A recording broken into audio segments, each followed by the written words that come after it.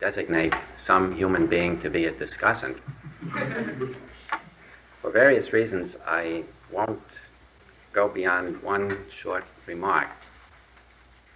Dr. Strauss is known to have spoken other times on the theme of Jerusalem and Athens. My only observation tonight is I believe he's done it again.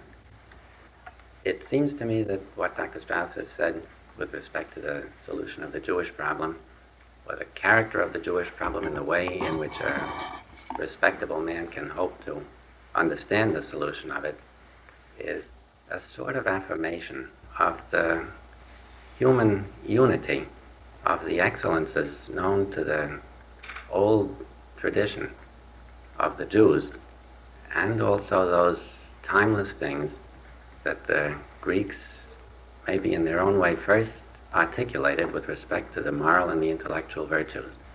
I don't think that it's necessary for me to say more. The understanding was that the floor would be thrown open to questions, and that's altogether a matter of convenience and the wishes of Dr. Strauss. If he wishes to entertain questions now, he will say so, or if it seems better to Dr. Strauss and to Rabbi Winograd that there be some break at this point, that's a matter for the principal party. Sure, of course. I think so. Of course. That's Dr. Strauss opts for the present. No postponement of the responsibilities. I have only one request.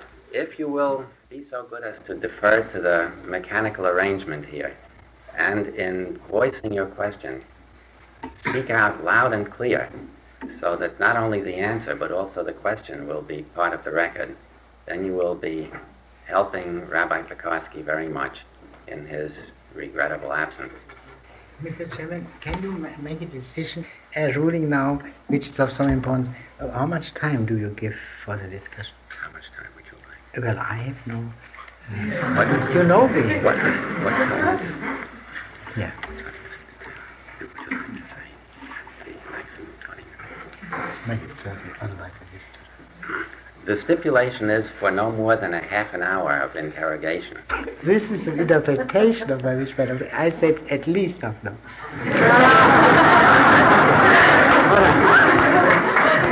But no, Mr. Grops is much more humane than I am. I have only one object of my humaneness at the moment, and that's the speaker for the evening. Yeah. Dr. Strauss, the purpose of the title of the lecture, Why Do We Remain Jews? Yeah. Am I correct that your answer is we have no choice? As honorable men, surely not. Even one step back from that. Even if we wish to be dishonorable, do we have a choice? Even I try to show that even then it wouldn't work, because you have to have a very, very special, like a murderer, you know, who thinks it's an easy thing to get the money he wants by a murder, and then he lives his whole life with that murder. I mean, that's not a practical thing. And this fellow who tries to do that will live with the rest of his life with his solution. In other words, his solution will prove to be a problem. Sure, yeah, sure. I made this observation only for this. One cannot look into human beings. And the human beings one knows only a limited number. There may be somewhere, perhaps in Alaska, or else a man of Jewish origin whom no one knows as a Jew and lives happily ever after. As that I cannot exclude. But you get it. Yes? I tend to be perhaps less pessimistic temperamentally than you, and also perhaps, let's say, both younger and more foolish. But it seems to me that one of the things in the current scene that could contribute to a better outlook for the problem of discrimination is just the best of sciences. If we as Jews can better come to understand the Christian, the non-Jew, sociologically, culturally, as well as just in terms of theological doctrine, and they can come to understand us better, sociologically and culturally and historically, and so also with the Negro, we can yet remain Jews, non-Jews, and Negroes, and yet win some mutual respect. Yeah, sure. Well, I would say I deplore the word pessimism, because that means to believe that this world is the worst of all possible worlds, and which I think very few people believe. It's impossible to maintain. But I would say you think I'm more apprehensive than you are. Well, I say, can we not hope at least? Let us not hope for winning an end to discrimination, perhaps. I mean, everyone has his friends, everyone has his likes and his dislikes, and we don't wish to take that away from anyone, but we can certainly hope for increasing the mutual respect of peoples of different religions and different races. Sure. I mean, everyone should try to educate himself, and if he can, educate others to behave as decent human beings. But whether this whether the so-called prejudices, meaning the erroneous opinions, are so important. In some cases they may be important, but whether they are universally so important can be doubted. You see, knowledge of another group, nation, whatever it may be, is not necessarily conducive to good relations. The cultural exchange between Germany and France shortly before the First World War, and the whole 2 decades there, surpassed everything which the most sanguine man could expect now to take from cultural exchange with Soviet Russia. And there was not someone, a security officer at the elbow of every German in Paris or of every Frenchman in Berlin. And yet, when the thing came to the test, these so-called, all these cultural relations, which were much more intimate than the cultural relations between United States scientists and Soviet scientists, meant absolutely nothing. It was a fate.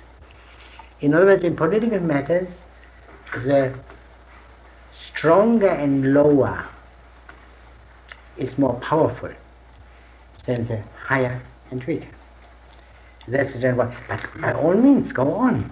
There's no question. I mean, if there are absolute misconceptions that people think that, for example, take a somewhat noodle example, that every Negro is given to violence and to violent crimes and so on, of course it is good to tell him that you are absolutely mistaken, that is a false generalization, surely. But I think I'm all in favor of it. But I don't believe that this... by the way, I would not regard my view as apprehensive in particular, but it is only if you expect the possibility of perfect harmony among human beings in general, then it would be indeed disappointing. But what right do we have to expect that short of divine intervention? In other words, if that day would come where there would be not a trace of discrimination against Jews and perfect amity between all non-Jews and all Jews in this country, I bet that there will be another line of discrimination drawn. Man needs that, I believe. Yeah, so that I have to say. Yes. In the discussion as to why we remain Jews, I don't know as I heard a definition of what a Jew is. I bring this up because going back to the historical treatment, whatever similarities there may be between Jews today and our Jewish ancestors, I think there has undeniably been a change from our ancestors. And I wonder, reflecting on this, if with this change we can't think of something that we are progressing towards, perhaps something we can't define today, but still a progression. And also looking at people in the world, or in general, if all people aren't progressing towards some goal. Yeah, I believe I understand your position. It is has a long and very respected ancestry also. But I would say this, that there is a change from our ancestors to us, is the massive fact which is underlying my whole paper. It's a question, you know, otherwise we would sit here and perhaps listen to an homiletic interpretation of some biblical verse and not discuss that. Yeah, I mean that's or discuss some very subtlety of the religious law and not do what we do. Surely you know that. And if you say you say that could there not be things have changed? Could there not be further progress? This means the change from our ancestors to us was unqualifiedly a progress. A very grave assertion. That if you take as the standard the absence of pogroms or other bloody things of this kind, and a standard of living, and many conveniences, legal security, and other greater things even, it's undeniable. Also science is, I mean, there is no question that today science is much more advanced as science than it was centuries ago. But is this sufficient? I mean, can we simply speak of progress?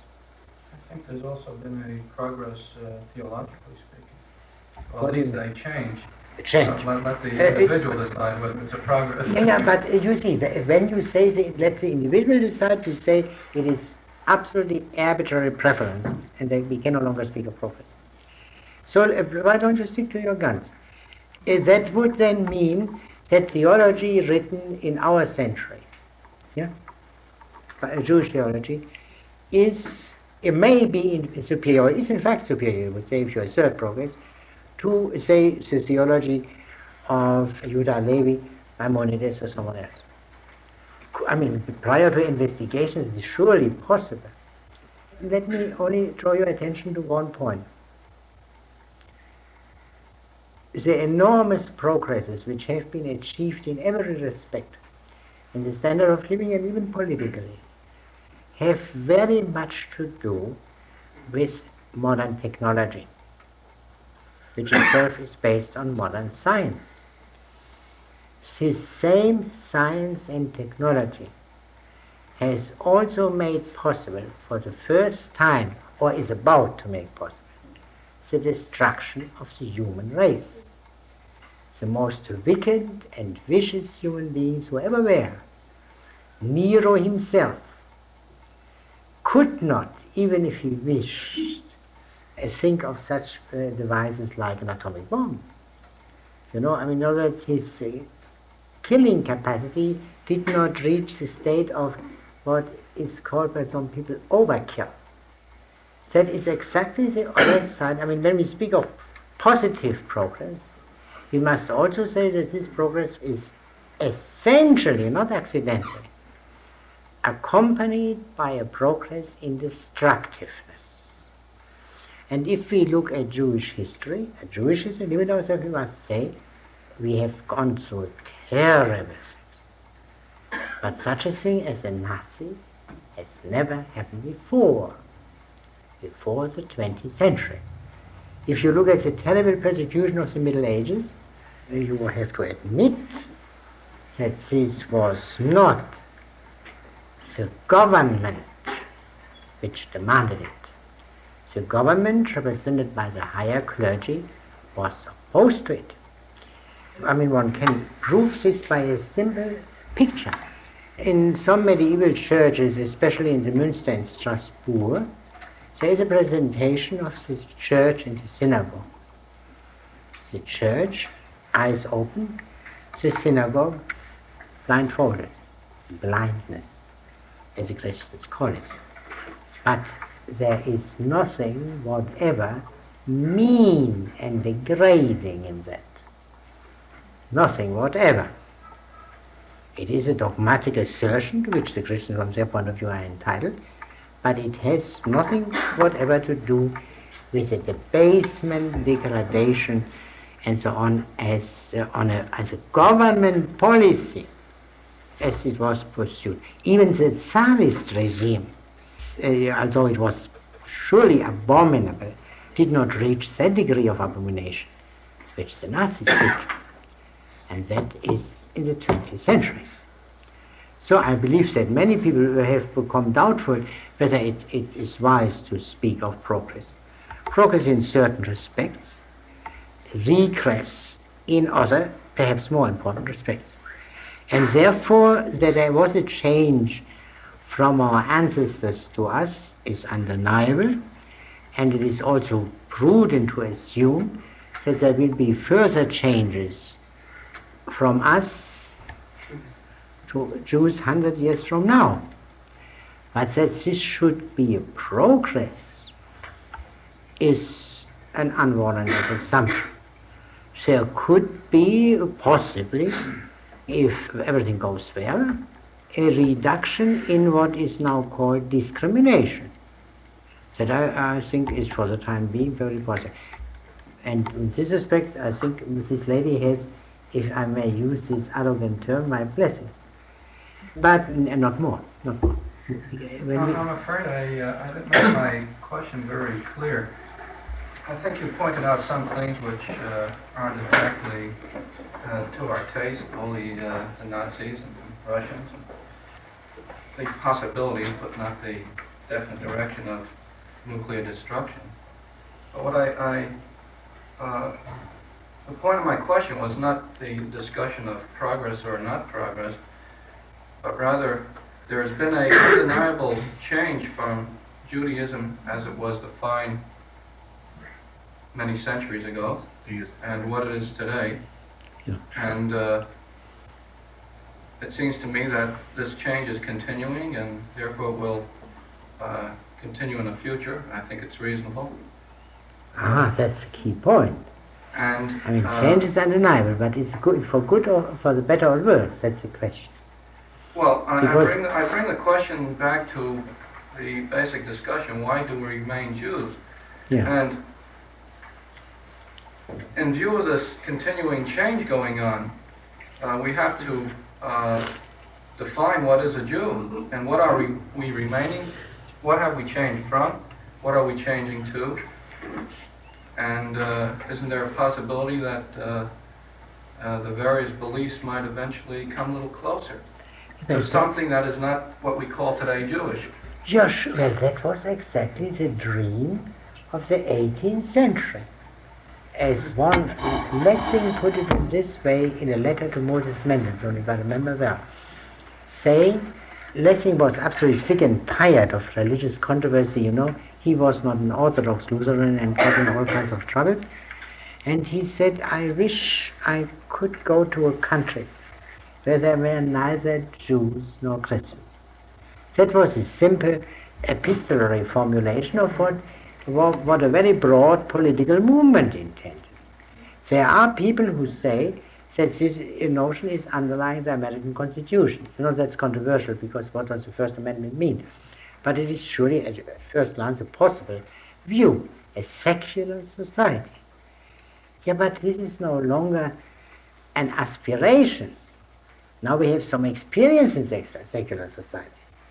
And if we are sensible, we must consider that experience. We have also the experience in an alternative secular society, and namely the communist society. And a religious man who is sure on the basis of divine revelation that this will be the future, so that, for example, that the Messianic age will come, he is consistent if he believes in the face of all evidence to the contrary. But someone who bases his hopes not on divine revelation must show some human grounds for it. And I think you cannot show any. Because, you see, even granting what some people suspect, that 100 years from now there will no longer be religious people. In practical terms, the members of religious communities, churches, synagogues, and so on, they will become a tiny minority. Yeah? Even that would, of course, not mean that the distinction between Jews and non-Jews would disappear. Because the Jewish community is of this peculiar character that it is indeed what we now call a religious community. Religion not being a Jewish word. Therefore I say what we now call, we would say Yirat Hashem or something of this kind. But let us call it a religious community. But at the same time, it is a people, the seed of Abraham. It goes together. How this goes together in the thought of the Jewish tradition, that is a very deep and long question, but the fact is undeniable. You see, all practical questions must be settled here and now. The way in which your great-grandchildren might settle it cannot determine the way in which you settle it now, because you cannot possibly know under what circumstances your great-grandchildren live.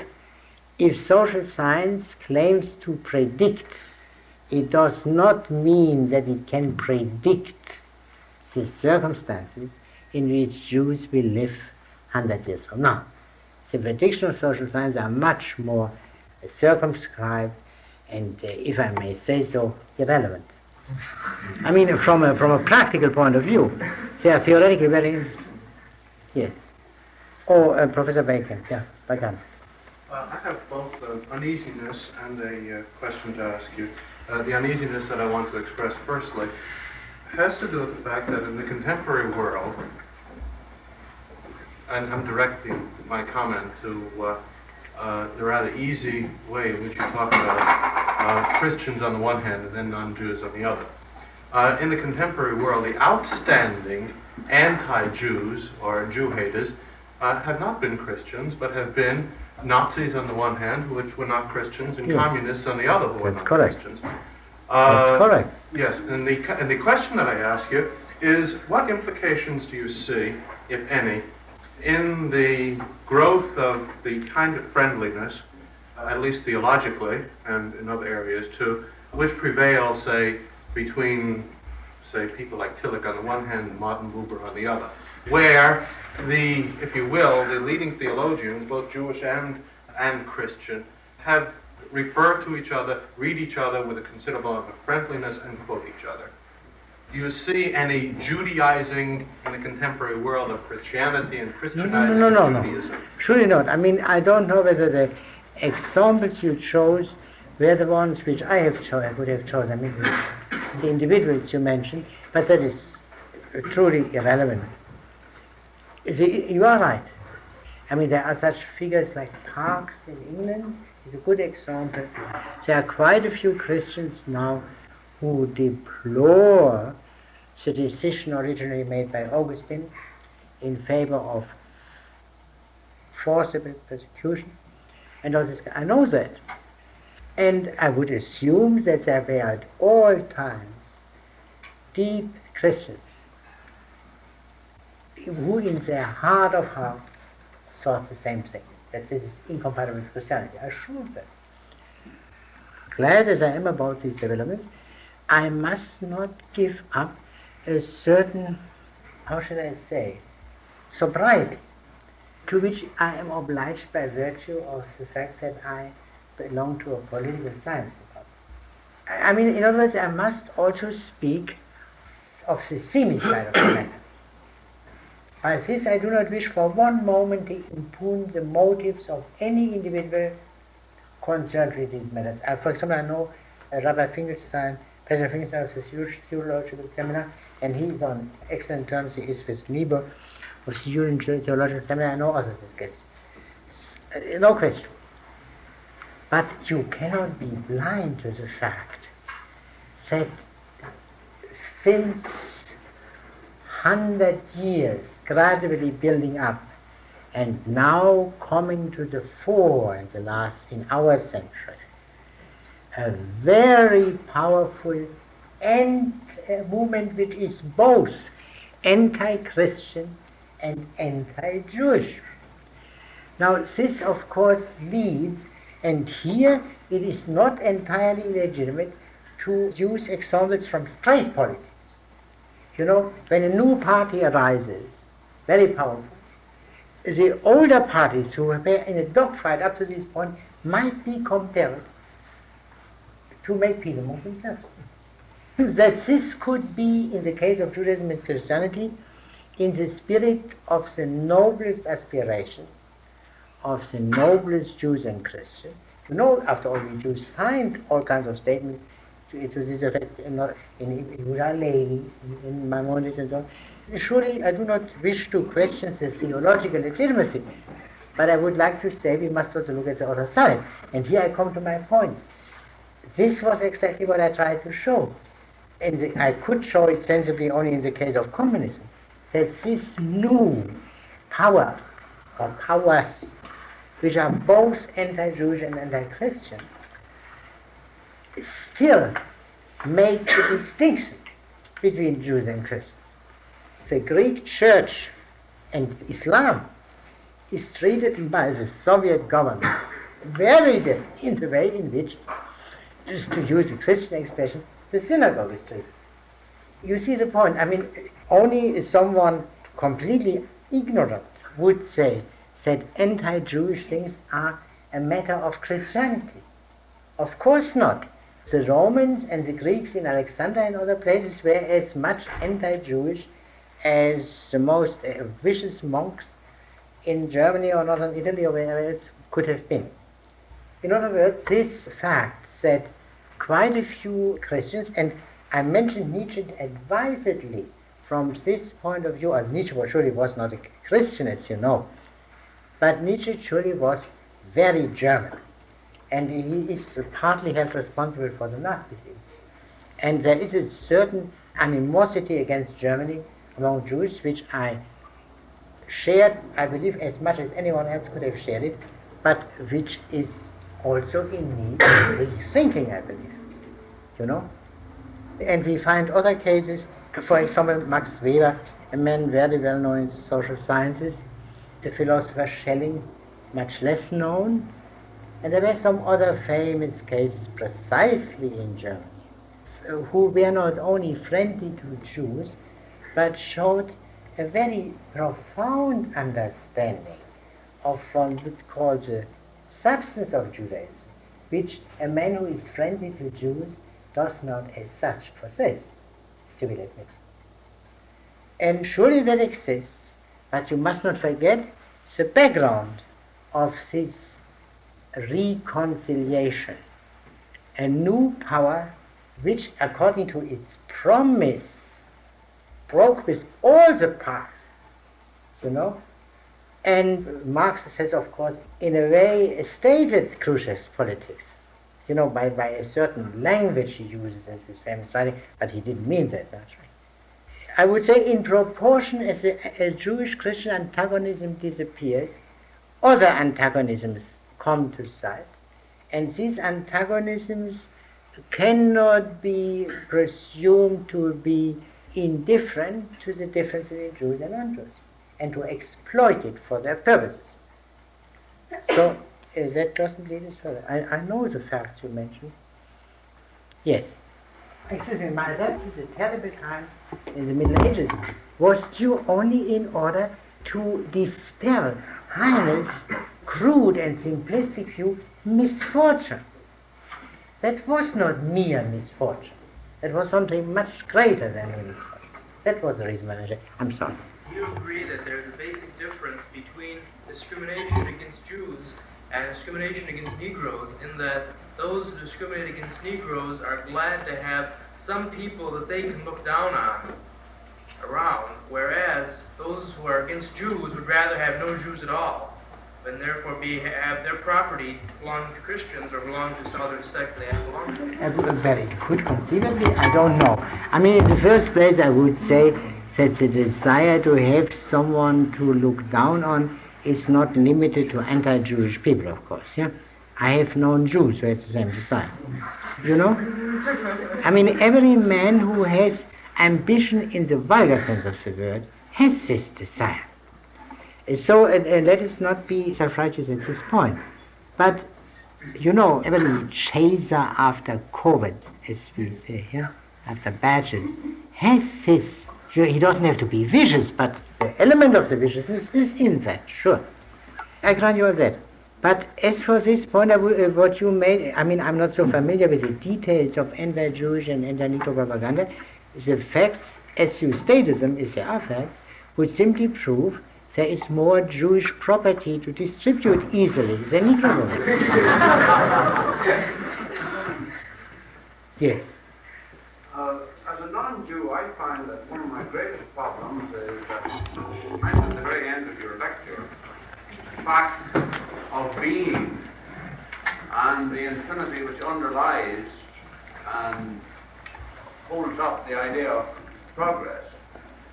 And I find myself, before this idea of being, looking at a Jew as if the difference between him and me was irrelevant.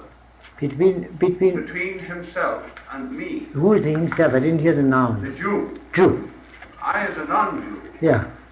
The one thing that seems to distinguish us in our attitudes is that I suppose you would just call me a humanist, and that before the fact of being, I acknowledge that all our symbols are relative, and that we all stand under the same dispensation.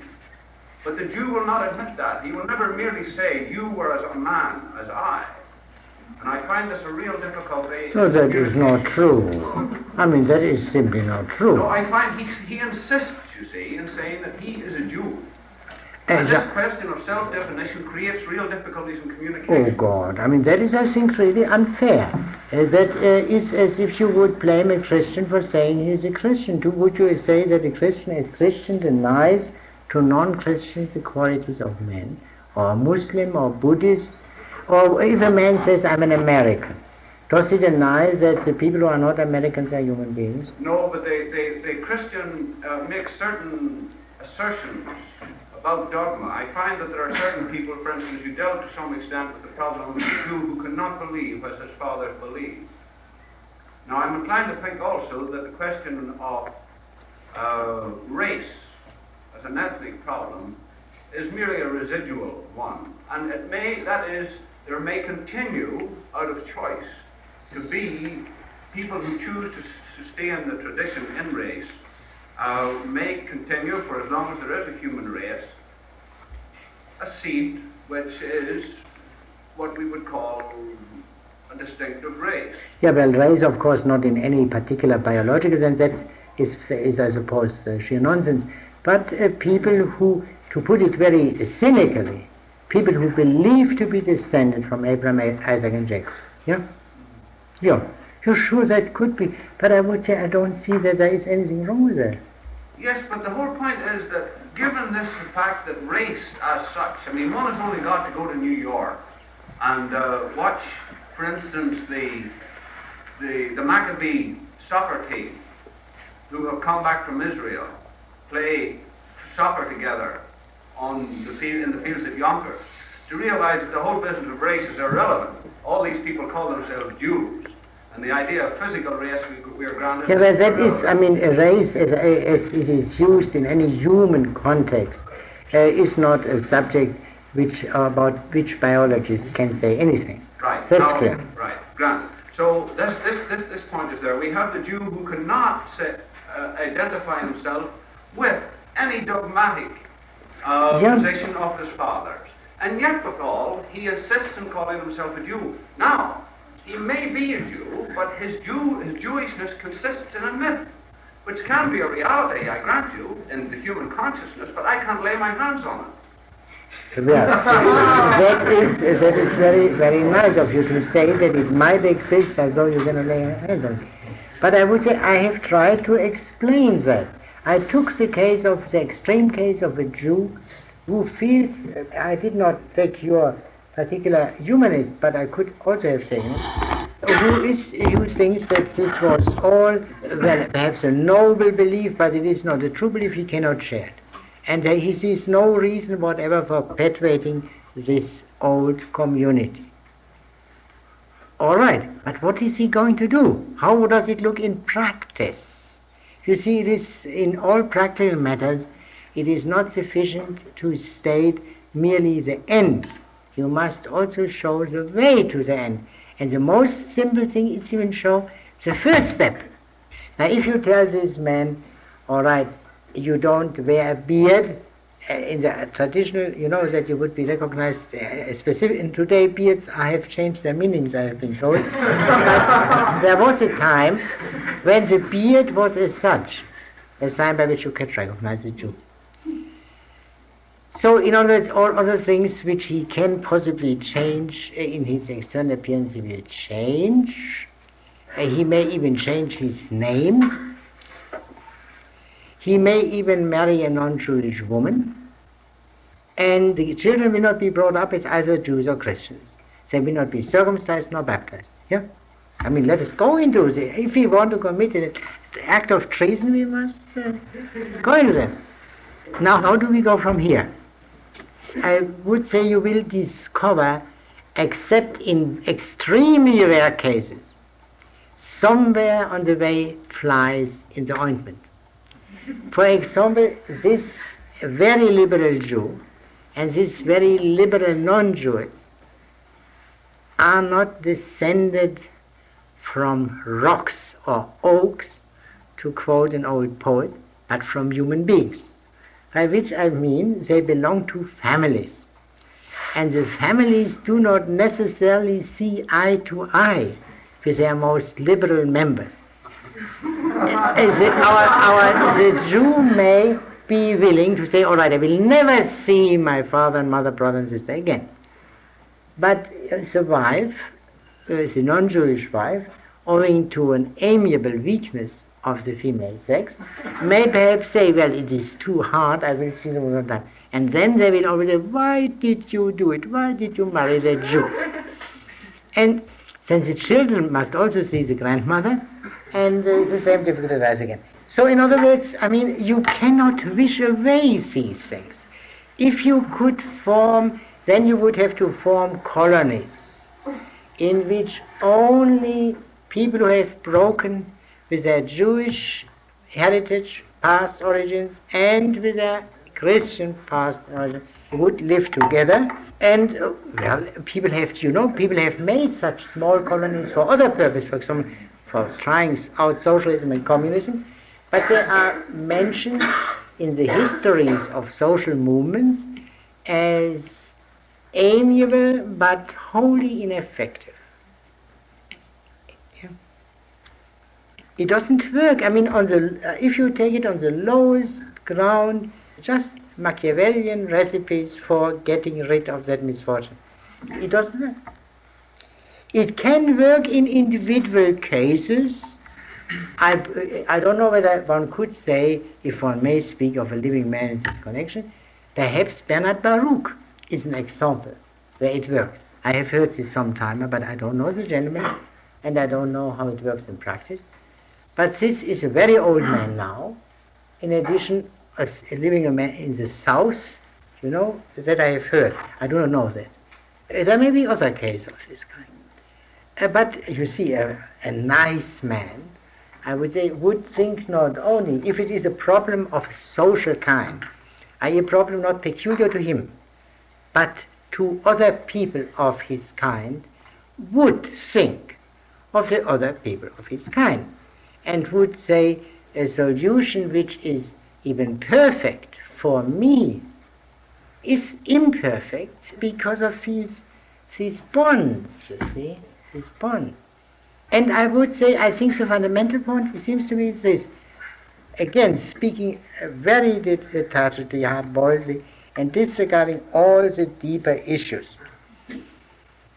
Why do you want perfect solutions? No, that's the whole point. I'm not looking for a solution. You see, I don't want Jews to cease to exist. Oh! That is, if I meet a man who is a religious Jew, this is a position before the mystery of being for which I have respect, and rather more, let me say in passing, than many others with which I'm acquainted. But I meet people who do not have this orientation of faith. I recognize that the race question is irrelevant, And yet withal, this individual creates a special orientation for himself, which seems to me to have just the quality of myth. No, that is, I believe, empirically wrong. I mean, if you mean by myth something fabricated and merely by figured out, I'm sure are still existent, and that was the word galus, exile.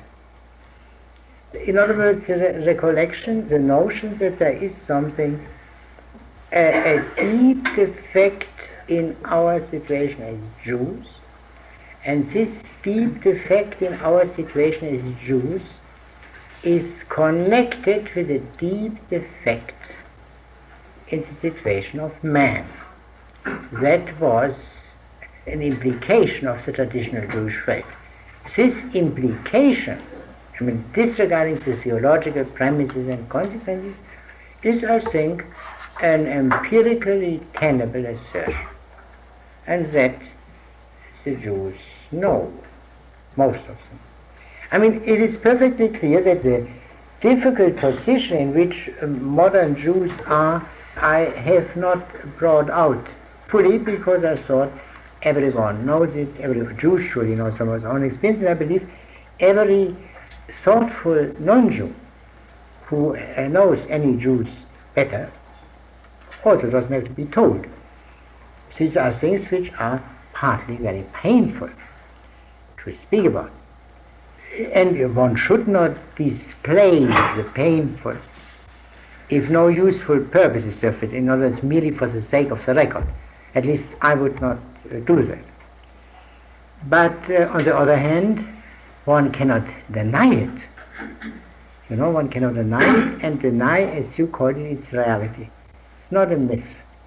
The theories of this or that Zionist ideologies, these can be said to be myths. I have not. I mean, when I was still studying these things with intensity many decades ago, I always made a distinction between Pinsker as the clearest case on the one hand and Nordau on the other. Pinsker really starting from the Jewish question as it was hitting him directly, and Nordau having a general theory of nationalism, of which the Jewish case was a special case. And I always went more for these more direct people, you know, who started from what everyone could know. There are all kinds of things, and I don't wish to go into intra-Jewish polemics. You are aware of the fact that there are Jews, a minority in this country, who regards the state of Israel as, to use a mild expression, as a pain in the neck. I know these people, but one can simply say they are the delusionate. One can also say this false, also on the lowest denominator. The Jewish problem, as it is called, is the most simple and available exemplification of the human problem. That is one way of stating that the Jews are the chosen people. Honestly, that is not, I mean, that if it properly developed, the whole other things could come out. But that is so. There are the clean solutions of which people dream and dreamt, have led either to nothing or to a much greater bestiality than the uneasy solutions with which sensible people will always be satisfied. That's what I say. Yes? Well, if I were to try to withdraw a general principle from what you've said, I don't know if this is right, but I'd say something like this. A man is being dishonorable if he chooses to disagree with, break away from his origins, what his family believes. I qualified that. I said under certain, I qualified that. I said I could visualize a man stemming from absolute degradation and simply having a nobler thing in himself, tending away, as it were, this way. And I could only say, this is of course, he acts wisely. You know, I mean, provided he has some, if he has really the qualities ascribed to him, he would not go around and peddle, say, look what I achieved, and this kind of thing. You know, really honestly. I can see that. But what I said is, this is not the case of the Jews. However degraded we had to live for centuries in all various countries, we were not degraded. We were not degraded. I mean, surely we were maltreated, we had all kinds of things were inflicted upon us. But for the average Jew, it was perfectly clear that we did not deserve it at the hands of these people. Perhaps we deserved it at the hands of God. That was not a matter, but not at the hands as such. It was always the. I could give you some childhood stories, and everyone older of my age here would have also examples of what the traditional posture was.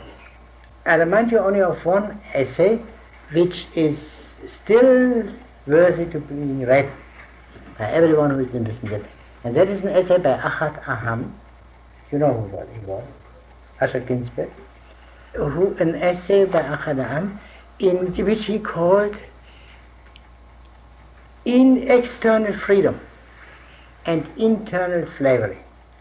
And here they compared the situation of the Jews in the Russian ghetto to the chief rabbi of France, at the head of the Synhedrion, you know, an institution founded by Napoleon I himself, and highly respectable and badges, you know, like this. And then he showed him on the basis of what this man said, this chief rabbi, that he was a slave, not a free man. Externally he was free. He could vote and any other things, acquire property, whatever kind he liked. But in his heart he was a slave.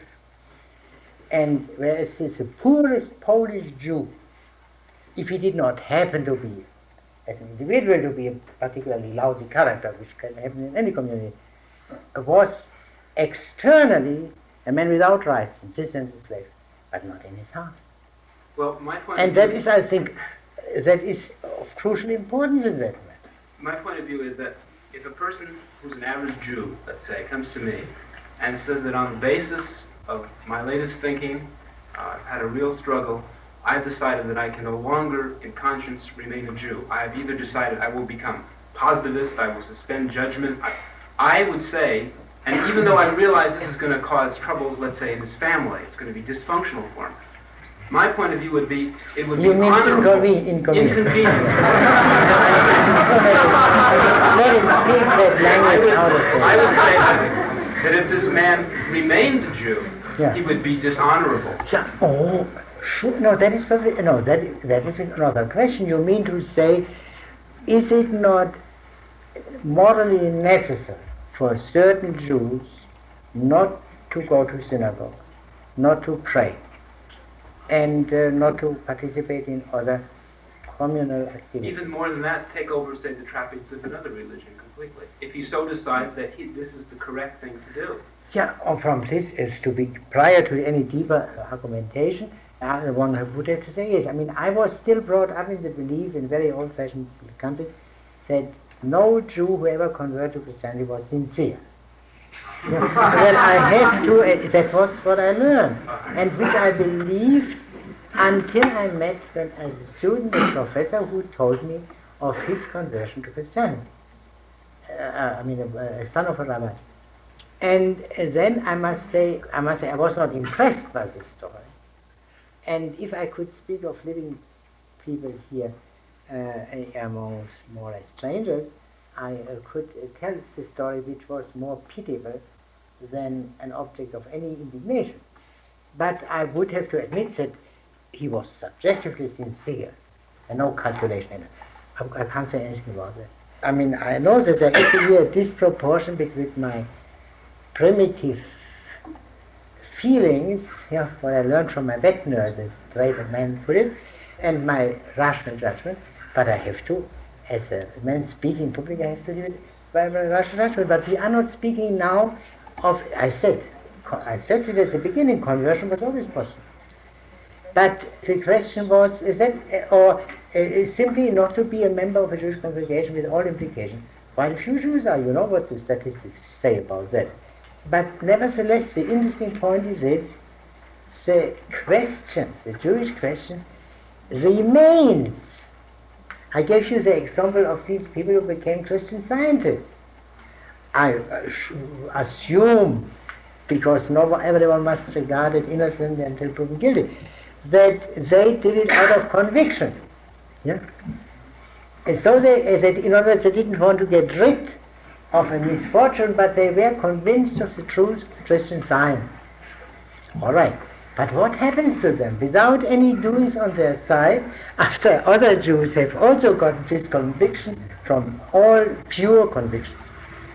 So the chairman of this group comes to them and says, why don't you form a group of Christian Scientists of your own? You can say, well, for people who are only concerned with the religious truth, yeah, in this case Christian Science, it doesn't make any difference whether their fellow worshippers are former Jews or not, yeah, surely. Okay. But you see, that is, however, very unfair, and I would say almost cruel, because these people suffer from that. Yeah, I mean, while they did not become Christian Scientists in order to get rid of the Jewish disabilities, they felt a discrimination is here committed, and they are right from their point of view, only it is of no use to get indignant about individual occurrences or symptoms, and one must see the whole situation. Yeah, now, sister, you yield to Professor Katz. Yeah, absolutely. It's, in a sense, and I guess with some pain, I really think that I, as a Jew, as one who's very concerned with finding some meaningful answer for why to remain a Jew and how to do so, must really repeat the question that was asked by the non-Jew. I think that you give us really little reason to want positively to remain Jewish. At best, you tell us that an empirical, hard-boiled analysis of the situation, which is your position tonight, absolutely, always,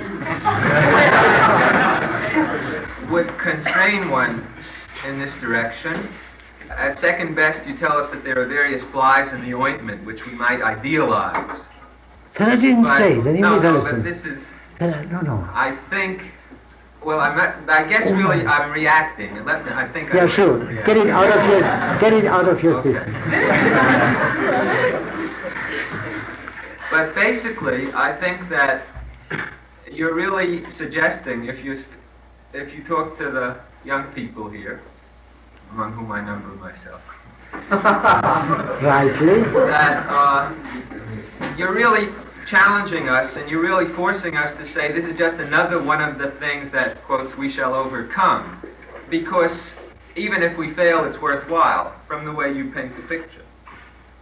And I think that there is I would hope, and I think I have, but this is not my evening to lecture, different reasons for positively wanting to remain a Jew and for having an answer to in what ways one might be meaningfully different from a Christian. But partly this my difference with you stems from my inability to accept your basic premise. I think, at least now maybe we are deluded, but Americans in my situation, I think pretty well feel that it is a voluntary thing, that your anecdotes are out of date, so to speak, that the Christian Science story really has no compelling meaning to people of our generation. And I think much of your interpretation of the American scene is based on such anecdotal material, which I feel is not compelling, although it may be true. It has happened somewhere else and quite recently. No, that I don't. But basically, accepting your premise, I would say that all you offer me positively is to be a religious Zionist. But failing that, you give me the quite comfortable solution, but which I find inadequate because not challenging enough and not different enough, to be a scientist who somehow can reconcile his scientific positivism with the eternal mystique which after all derives from Judaism. Yeah, well, thank you very much for your statement. And you misunderstood certain points, but I can only say that must be due to certain defects of my presentation. When you say that my knowledge of American Jewry and the question there is defective, I simply have to grant that. I came to this country only about 23 years ago. I have not even figured that out precisely at the moment, but roughly. But I have also some training in seeing, by which I do not necessarily mean the social science thing. But still, it is possible that this will work. Now, but what I try to show is this. I think clarity or honesty about the most important matters is the most important thing. Yeah? That was my premise. Therefore, I rejected, partly explicitly and partly implicitly, because I couldn't develop the whole thing, all attempts to interpret the Jewish past, the Jewish heritage, in terms of a culture. Therefore, the emptiness which you complain. In other words, for me the question is truly either the Torah as understood by our tradition, or say unbelief. And I think that is infinitely more important than every cultural interpretation which is based on a tacit unbelief and cannot be a substitute for the belief it has given up. That is, I believe, the basis of our disagreement as far as I can see. Let me add one point. When I say the Jewish faith as our ancestors held it, I do not mean that every particular belief, even if entertained by the majority of Jews or by the large majority of Jews for centuries, must necessarily be binding. I know a bit of the Jewish medieval thinkers, and I know that quite a few very powerful, important changes were made even by them. I believe, and I say this without any disrespect to any Orthodox Jew, that it is hard for people, for most Jews today, to believe in verbal inspiration, for example. Yeah? In verbal inspiration of the Torah. And in the miracles, or at least in most of the miracles, and other things. I know that. In other words, my friend Rabbi Harris is not here. I am in deep sympathy with what he means a post-critical Judaism. I think that is a perfectly legitimate and sensible goal to restate the essence of Jewish faith in a way which is by no means literally identical, say with Rambam's Yad Gimel Karim, or something of this kind. Yeah? I mean, of any traditional statement of a principle. That's not the point. But a Judaism which is not belief in the Borei Olam, but has broken with religion. Now I tell you another story. And this story has a somewhat greater dignity.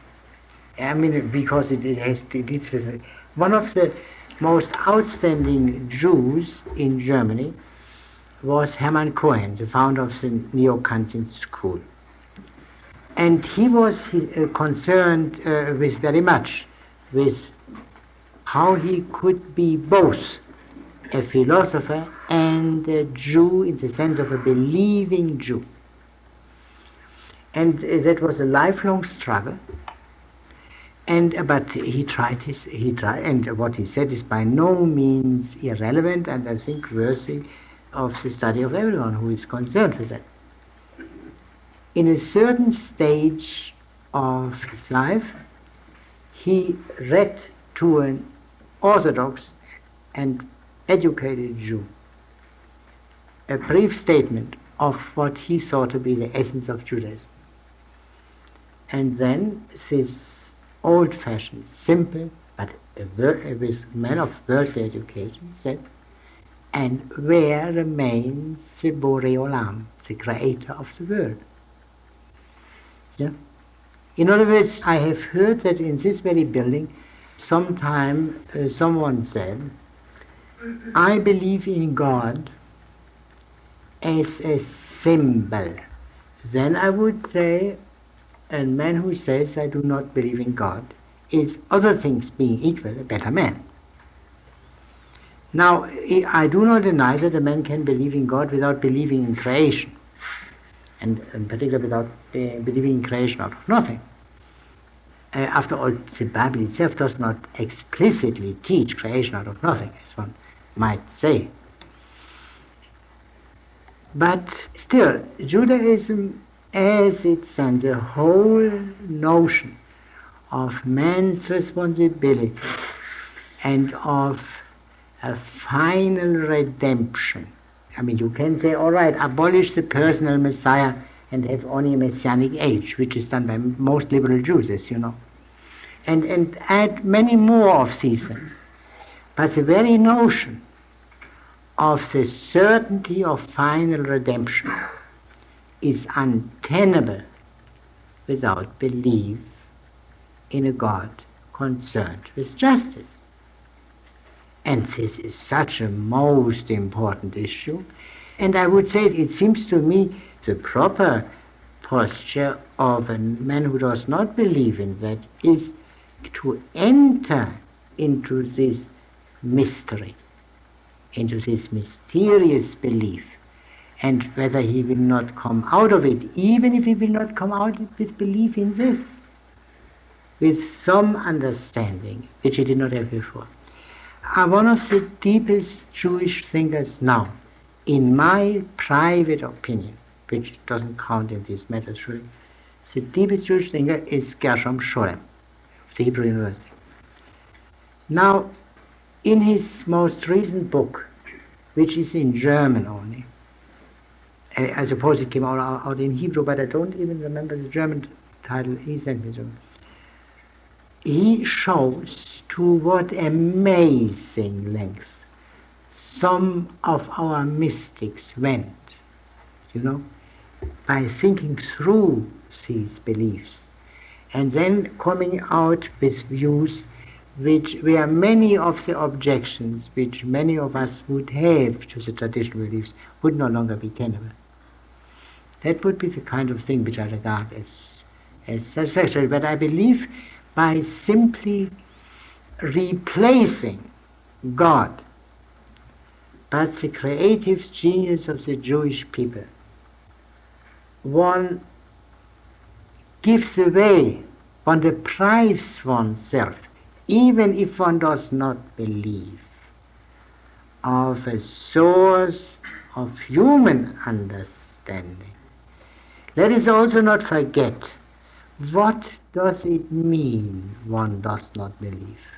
How much of the unbelief now existing is as much a matter of hearsay, or what some of your profession would call social pressure. Not necessarily that you don't get a job, but it's a form that everyone doesn't believe, and I don't want to be, and this kind of thing. I mean, belief and unbelief are not such simple states. He is a camp of the believers. He is a camp of non-believers. That politically it may very well appear in this way on many occasions. But amongst the more thoughtful people in both camps, things look a bit different. I mean, I do not wish to minimize folk dances and Hebrew speaking and many other things. I do not want to minimize it. But I believe they cannot possibly take the place of what is most profound in our tradition. But however this may be, I have said had my day in court. I have said what I thought about it, and I must say I'm surprised that you are still here. But now we must turn as soon as possible to more rewarding things. I hear that we get some coffee.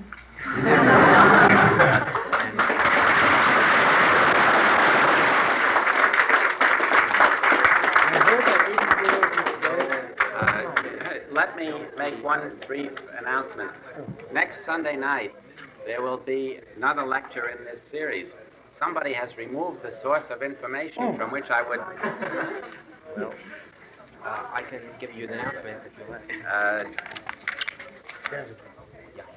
Rabbi Levi A. Olan of Dallas, Texas, is going to speak next in this series, and will take up the question from the point of view which you will learn upon being present at his discussion. Now there is coffee available, and I'd like to close by giving our very deep thanks to Professor Strauss for his remarks tonight.